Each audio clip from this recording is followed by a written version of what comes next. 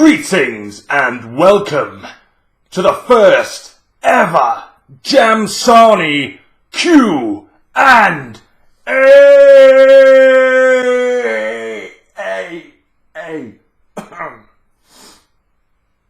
Hi guys, and welcome to the first ever Q&A on the channel. You guys absolutely smashed the like target that I set to get this Q&A going. So I'm going to go through as many questions as humanly possible. Obviously, I'm not going to be able to get through every single one of your guys' questions. I'd love to be able to do that, but I can't. There are some questions as well that are very similarly worded to another person's question, if you know what I mean. So please don't be upset if I sort of shout out someone else's name when you've got a similar question to this one. Do you know what I mean? I don't want any fighting. I don't want any hostility in the comments. Thank you. Not a fan of aggression. I'm not. So let's start off with a more serious question, okay? We'll start off with this one. What is your favourite toilet position and what kind of sink do you have? Well, this would be my favourite toilet position, I think. This is normal, isn't it? And as for the type of sink I have, I mean, I live in Blackpool, so we don't have sinks. We just hope for a decent bit of rainfall, and then hopefully a decent sized puddle forms outside our homes, so then we can have a splash, have a wash, you know. Who's your favourite ever Sunderland player and favourite player ever? Now that is a tough one. My favourite Sunderland player ever, it's a tie really. I mean, the obvious one would be Kevin Phillips, because when I was younger, Kevin Phillips was just an absolute hero. He was banging goals left, right and centre, and he was absolutely amazing. He really was. So it's sort of a tie between Kevin Phillips and Julio Arca. Julio! Oh! Always believe in your soul! Julio Arca. He was just an absolute wizard. He had an amazing left foot. He knew how to get the crowd off the seat, and I just loved his passion for the game as well, which is why it broke my heart when he did go to Middlesbrough. But I can see why he did it. We were slowly just dying as a team and a club at the time. So I don't blame him for leaving, but it's still an absolute legend in my books. Do you play Sunday League? If so, what team and position? Okay, so I am from Blackpool, which I think I've probably answered someone else's question there, but I am from Blackpool, so you wouldn't really know the teams that I have played for. But I haven't actually played Sunday League. When I was younger, I played in the under 8s, 9s and 10s for a team called Spirit of Youth, where we won absolutely everything. But then just before the jump to the under 11s, which is obviously the full 11 side, for one reason or another, I stopped playing football for a weekend team anyway. I did play for my high school team. I played every single year. We won pretty much everything there was to win, apart from the Lancashire Cup, which we did get to the final, which we played at Bloomfield Road. I've played at Bloomfield Road a few times now with the school team. And we did get to the final of Lancashire Cup and lost 1-0, which was absolutely heartbreaking. But then for the under 15s and under 16s, I played for a team called Poulton Youth. Poulton Youth were a really, really good side, except the team I previously played for when I was younger, they dominated the league every single season. They were always top of the league. They had all the academy rejects from the likes of Man United, Blackburn, Bolton, Blackpool. There was loads. So they just absolutely stormed the league. And Poulton always finished second. There was like a huge gap, if you know what I mean. Spirit would win absolutely everything, we'd finish second, and then it'd be everyone else was fighting for it, if you know what I mean. So I never won a league with Poulton. Oh yeah, you asked what position I played in. For the school team, I played as right winger, which was quite odd considering I'm 6'2", 6'3", playing as right winger. But that's when I was really, really skinny at the time. I had quite a bit of pace behind me, so I suppose it made sense, and I did enjoy playing on the wing. But for Poulton, when I was a bit older, I was a striker. And there was one season where I was actually second top goal scorer in the league, behind the centre-back of the Spirit of Youth team, who obviously won the league. The centre-back, he used to play for Birmingham, I think. He was centre-back, he scored 30 plus goals. I think I scored bang on 30 or 29, something like that. But yeah, he was an absolute beast. Where do you live? Well, I've already mentioned it, Blackpool. That's it. Where do you work, and what's your most embarrassing experience? Okay, so two very different questions, but where do I work? I am currently a support worker, and I work and sort of look after and support people with autism, adults with autism. So yeah, that's what I do for my job away from YouTube. And sometimes it's why it's quite difficult to get videos out every single day, which I have tried to do, because sometimes I do sleep shifts, so I can start at 3 o'clock in the afternoon or 2 o'clock in the afternoon, and I won't finish till 4 o'clock the next day, so I stay overnight. So I do try and get the videos out as soon as I possibly can for you guys. But anyway, the next one was, what's your most embarrassing moment? Oh god. Alright, okay, here's an embarrassing moment. When I was younger, I think I was about 9 or 10, I really needed the toilet, right? I just got home from school, I really needed the toilet. I ran upstairs to go to the toilet, and my brother, my older brother, he knew I really needed the toilet, and he just beat me to the toilet, and there's only one toilet. And he didn't even need it, and he locked himself in the toilet, and I was screaming, banging on the door, nearly in tears, you know when it hurts you that bad and you're trying to hold it in. I was nearly in tears, and I was stood outside the toilet and I wet myself. And it doesn't end there. See, I had a very strict dad, right? So I went to my bedroom and I thought, I don't want my dad to know that I am covered in my own. I was absolutely covered in it. So what did I think was a clever idea to get rid of the evidence, right? I took my boxers off, hung my head out my bedroom window and lobbed it, right? The wind was that strong, it blew it straight back, and there was like a little ledge over the top of the front door, and they landed directly on the ledge of the front door because my bedroom window hung over the front door, and they're just there. These boxes that are covered in my wee are just dangling like that until my gran and granddad turned up about an hour later to come and see us, and she pointed out to my dad, there's something hanging off the front door, the ledge at the top of the front door.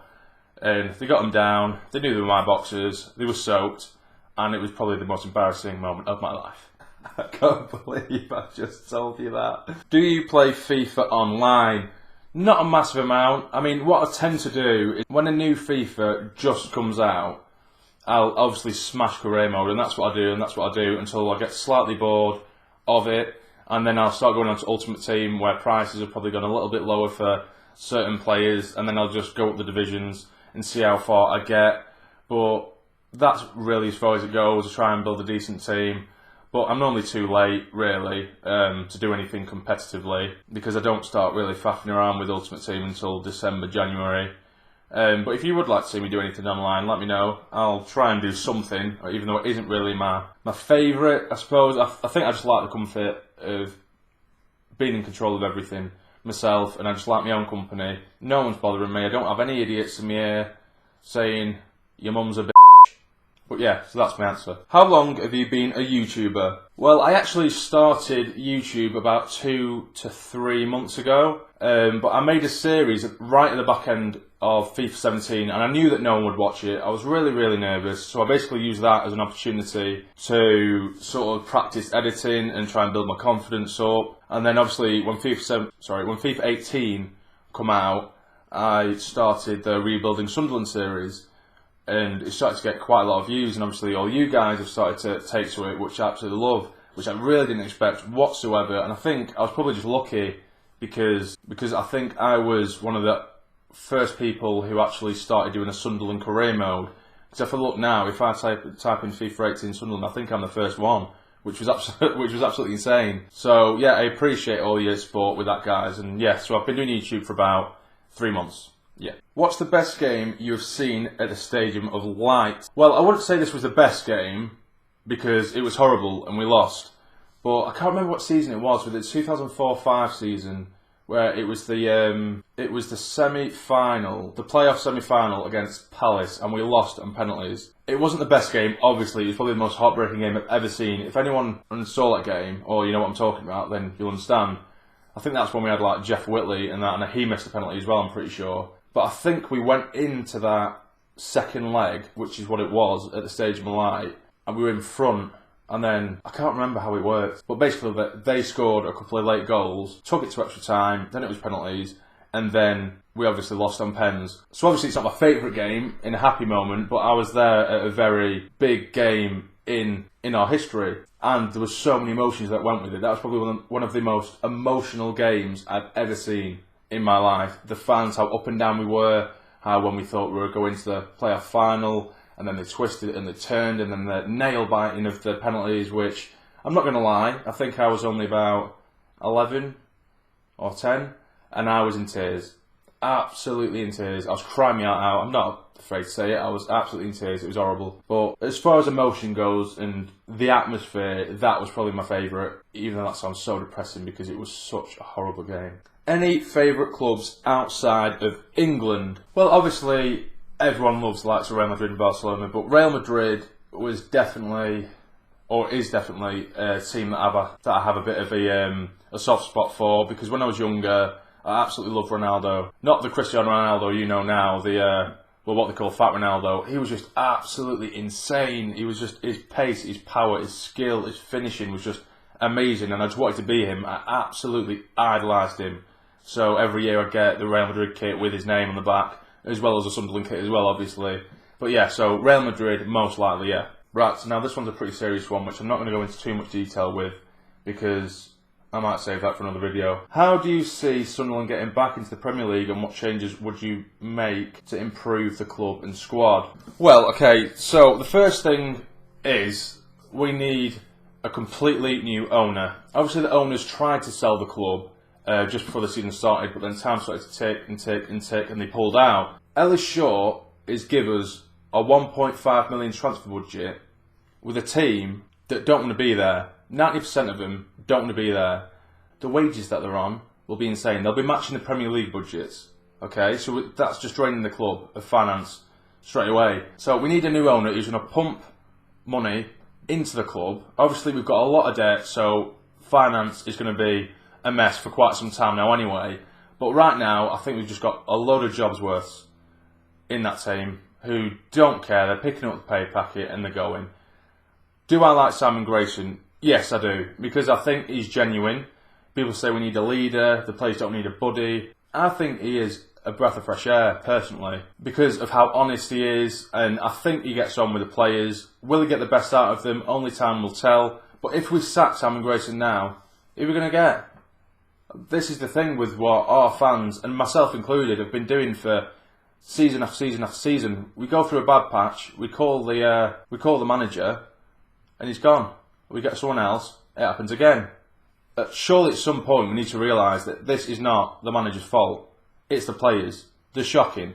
And for the last 2 or 3 seasons now, even when we're in the Premier League, even when my mates were taking the mick out of me, even when we would just scrape survival in the Premier League, I'd still say to my mates, we need to go down and start again. Because I could not take that every single season. What kind of club wants to set their standard as just sticking in the Premier League every season? Not me. We want to see improvement, steady improvement. So what I wanted us to do was to come down, get rid of all the deadwood, get rid of all the players who are earning ridiculous wages when they're not even worth a tenth, a hundredth of the wages that they're on. Get rid of them. Start scouting players in League 1, League 2, Conference, whatever, but get those players who actually want to play for the club and want to fight for their career, want to fight to play football, not just to live the luxury lifestyle. That's what I'd want to see. I'd get players in, young players, whether they're British, whether they're foreign, get them from the lower leagues, players that aren't already on a massive wage or have a big name, who really want to fight to show what they can do. But obviously there's a lot more to it with the finance and the owners and blah blah blah blah blah. I'm not going to go too far into it because I'm going to slowly get angry and probably punch the camera. Okay, so favourite video game that isn't FIFA. Okay, so I'm quite funny with this with FIFA because FIFA is such an easy thing to just revert back to. You can go into one big open world game and then you can get a bit bored. You go to FIFA, play a couple of games. It's a game that's never going to get boring. But I do absolutely love my open world games, like Skyrim and Fallout, stuff like that. Mainly Skyrim. I only played a little bit of Fallout really, on and off, but mainly Skyrim. And another game that I absolutely adore, and I actually got on the Xbox backwards compatibility recently, was Far Cry 3. Absolutely amazing game. I played straight through it all the way, straight again, completed it in about 3 days, even though obviously I've completed it before when I was a bit younger, when it was released on the Xbox 360, but that is just an amazing game, amazing story. It's absolutely faultless, for me anyway. I loved it. Okay, now there was a young lad who actually messaged me on Instagram called Lewis. Lewis Sparky is his name on Instagram. Sorry, my throat's going. Bloody hell, that intro has just absolutely destroyed my throat. Yeah, so Lewis actually inboxed me on Instagram. Remember, I do have an Instagram. Links in description. Follow it. And he personally asked me to see if I would answer his question. And his question was, what do you want to do for your future? Or what would you like to do in the future? Well, obviously, the perfect job and perfect scenario for me would be that this YouTube channel takes off, we can build an amazing community, and I could eventually do this as a job, and I could solely commit all of my time and effort in to this YouTube channel. Of course, that would be perfect. Is it realistic? Maybe not, but it could happen. So that would be an amazing goal to have, but we'll have to see with that one, won't we? But as in smaller things, probably like to see Sunderland play a bit more, because living in Blackpool, it's very difficult. I do go to the odd away game here and there. When I was younger, I did used to go to pretty much every game, be it home and away. I was taken here, there and everywhere to go and see the games, but that would probably be a main goal, and try and somehow find time to see them more. Okay, so here's one that I probably should have answered a lot earlier on, but this will be the last question. It is, where are you from and why do you support Sunderland? Right, so I've obviously already answered the first one. I am from Blackpool, born and bred. I've never lived in Sunderland or anything like that. So here's the story. When I was younger, I grew up and all my family around me and friends, it was always Man United or Liverpool or someone like that. It was always the big teams. And Man United was sort of pushed on me quite a lot, and I wasn't massively feeling it at all. So for quite a long time in my childhood, even though I love football, I didn't necessarily have a team. If someone asked me, I would probably say, at the time, I would have said Man United, because that's what I was told. But everyone knew that I wasn't really a committed Man United fan at all. I was taken to tours at Old Trafford, been taken to the odd game when I was really, really young.